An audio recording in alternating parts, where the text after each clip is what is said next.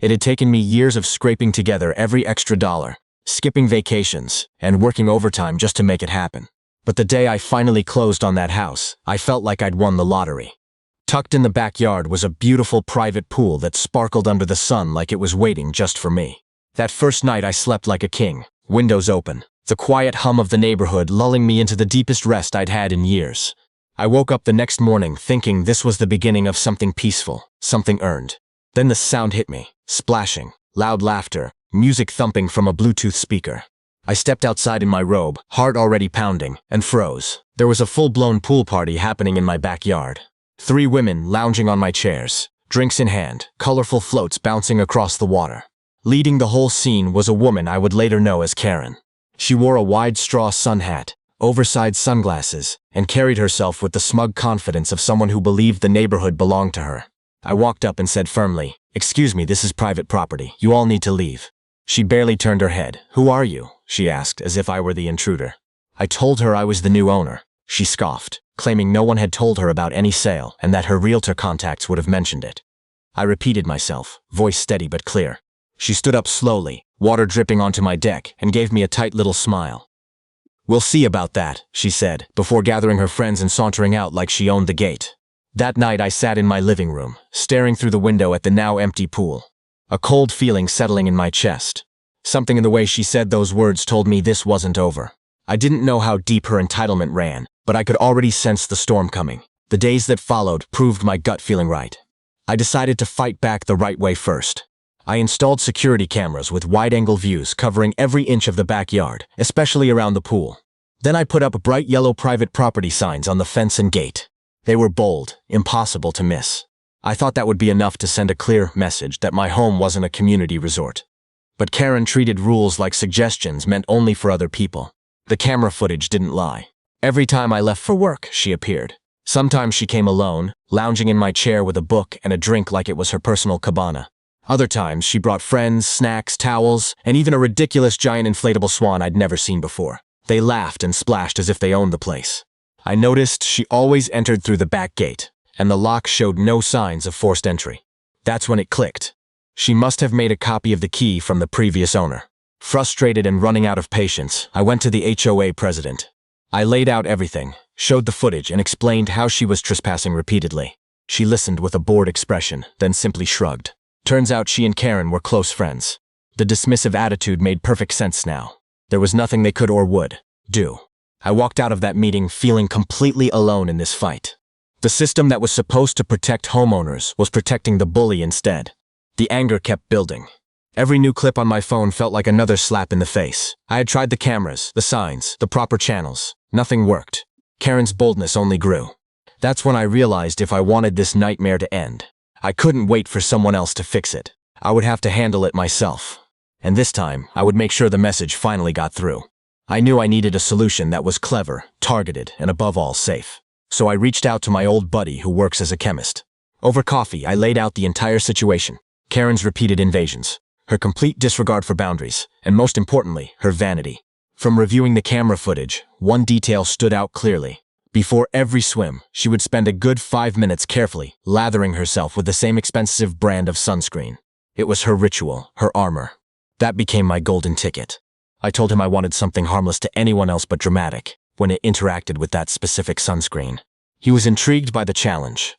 A few days later, he handed me a small sealed container with precise instructions. He assured me it was commercially approved and completely safe for normal swimmers, but it would cause a loud, unmistakable reaction with her product. To be absolutely certain, I tested it secretly in a bucket in my garage. At first, nothing happened. Then, within minutes, the water around the treated sample turned a shocking deep green. The skin beneath it became even greener, vivid, and impossible to ignore. I couldn't help but smile. It was perfect. From that moment, I treated the container like a treasure. I waited for the right conditions, cleaning the pool until it sparkled like a luxury resort. I measured the chemical carefully and added it to the water. On the surface, everything looked pristine and inviting. Inside, the trap was set. Outwardly, I stayed calm, going about my normal routine, but inside, anticipation was building. Karen had pushed me too far. Now it was time for her to learn that actions have consequences. The morning of the big day, I woke up earlier than usual. I cleaned the pool until it sparkled under the sunlight, every tile shining like a 5-star resort. With careful precision, I added the exact dose of the chemical my friend had prepared. The water looked clearer and more inviting than ever, completely innocent on the surface. It was perfect bait. The sky was cloudless, the sun blazing hot, the kind of day Karen couldn't resist. I went about my routine, heart beating a little faster, waiting for the moment I knew was coming. Around midday, my phone buzzed with a motion alert. I opened the live feed, and there they were. Karen is leading the charge with that familiar smug walk, straw hat tilted just right. 2 friends trailing behind her. They tossed their towels over my chairs, kicked off their sandals, and began their usual ritual, lathering themselves generously with that thick, expensive sunscreen until their skin glistened. Without a second thought, Karen dove straight in. Her friends followed, laughing and splashing as if they owned the entire backyard. For the first few minutes, everything stayed calm. They floated, chatted, and enjoyed the water like always. I watched the screen closely, tension building in my chest with every passing second. Then it started. Karen was the first to notice. She glanced down at her arms, her eyes widening in sudden panic. Sharp green blotches were spreading fast across her shoulders and chest, crawling upward toward her face. She let out a sharp, startled yelp that cut through the air. Her friends turned, confusion shifting quickly to horror as they saw the same green patches blooming on their own skin. The calm afternoon exploded into chaos. Screams filled the backyard as they scrambled desperately for the edge, slipping and splashing in their panic. Karen's face twisted in shock and rage as the green kept spreading, turning what should have been a relaxing swim into her worst nightmare. They scrambled out of the pool in a frantic, slippery mess, tripping over each other and cursing loudly. Karen was at the center of it all, shouting at the top of her lungs as bright green streaks covered her arms, shoulders, and face. The once smug woman who had strolled into my backyard like royalty now looked like something out of a horror comedy. Her friends weren't faring much better. Their skin was blotched with the same vivid, swampy green. The air filled with a strange, unpleasant stench, something between rotten eggs and burnt plastic, that made the whole scene even more unforgettable. In her panic, Karen grabbed her phone, still dripping, and started recording herself. She ranted wildly about how I had poisoned her, calling it a chemical assault and demanding justice. She posted the video immediately, clearly expecting the internet to rally behind her as the victim. Instead, the opposite happened. Within hours, the clip spread like wildfire, remixed and turned into memes.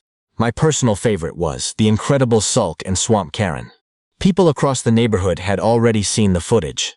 When I pulled into my driveway that afternoon, the scene was even better than I imagined. Karen was pacing furiously, still partially green, jabbing her finger in the air. The smell hit me before I even reached the gate. Neighbors had gathered at a safe distance, some pretending to check their mail, others openly recording on their phones.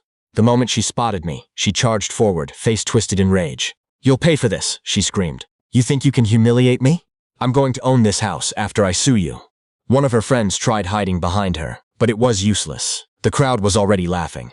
Across the street, the HOA president appeared, looking like she wanted the ground to swallow her whole. Karen's temper only grew louder, throwing around threats of lawsuits and chemical burns. But her earlier smug confidence was gone, replaced by public embarrassment she couldn't escape. For the first time, everyone saw exactly who she was. And I have to admit, watching the consequences unfold felt deeply satisfying. 2 days later, Karen followed through on her threats. She marched into the police station, ranting about chemical assault and attempted murder, demanding that I be arrested. But the officers had already seen the viral videos and, more importantly, my security footage showing her repeated trespassing. They reviewed the evidence calmly and noted that the pool additive was a commercially approved product, perfectly safe for normal use. The final blow came when Karen admitted on record that she had been using my pool without permission. The case was dismissed on the spot. The fallout for her was swift and brutal. The HOA tried to quietly distance itself, but the internet had no mercy. Memes continued circulating, turning her into a local legend for all the wrong reasons. Kids in the neighborhood started calling her Swamp Karen or Shrek's cousin whenever they spotted her at the grocery store. Even weeks later, you could still see faint green stains lingering on her elbows and shoulders. She avoided my street entirely after that, no longer daring to test the back gate. Meanwhile, my backyard finally became the peaceful oasis I had paid for. That weekend, I swam alone for the first time in what felt like forever. Drink in hand, the water calm and clear around me. I let myself relive the moment. Her confident expression had crumbled into pure shock as the green spread across her skin. Everything I had endured, the cameras, the ignored signs, the powerless meetings, had led to this quiet victory. Justice hadn't just been served. It had been delivered with perfect, unforgettable precision. The nightmare was over, and the dream I had worked so hard for was finally mine again. That weekend, I floated in my pool with a cold drink in hand, the water perfectly still around me. I couldn't help smiling as I replayed the moment in my mind, Karen's smug face crumbling the instant she saw those green blotches spreading across her skin. All the frustration, the sleepless nights staring at the pool, and the feeling of powerlessness had finally led to this quiet, deeply satisfying peace. Sometimes the best way to handle someone who refuses to respect boundaries isn't a louder confrontation. It's a clever, calculated response that lets their own behavior become the lesson. If you've ever dealt with an entitled neighbor, a bullying HOA member, or someone who thinks rules don't apply to them, you know how exhausting it can be. Standing up for your peace doesn't always mean going to war. Sometimes it means getting smart, staying calm, and letting the consequences speak for themselves. Now I want to hear from you. Have you ever dealt with your own HOA, Karen? What would you have done in my situation? Drop your stories in the comments below. I read every single one.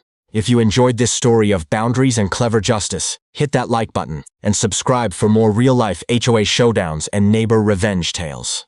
Turn on notifications so you never miss the next one. Your support helps me keep bringing these stories to life. Thanks for watching, and I'll see you in the next video.